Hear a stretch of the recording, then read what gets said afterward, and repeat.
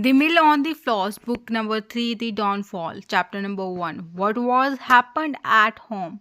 When Mr. Tolliver first learned that he has lost the lawsuit and will have to sell everything, he feels oddly calm and thinks he will find a solution. Still, his finances are in a exceedingly poor shape. His friend Mr. Riley died a few years ago without repaying him the £250 he owed him, leaving Mr. Tolliver in the lurch. Worse, Wakeham urged the creditor from whom Mr. Tolliver borrowed £500 to call in his loan.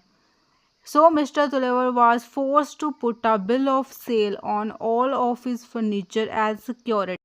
Although Mr. Tolliver once scorned the idea of asking the Dodson for anything, he now thinks Mrs. Tolliver should go to her wealthy sister Mrs. Pullet to ask for a loan. The narrator reflects that poor people can just as proud and tragic at the rich and great. Mr. Tolliver writes a letter to Maggie at boarding school asking her to come home.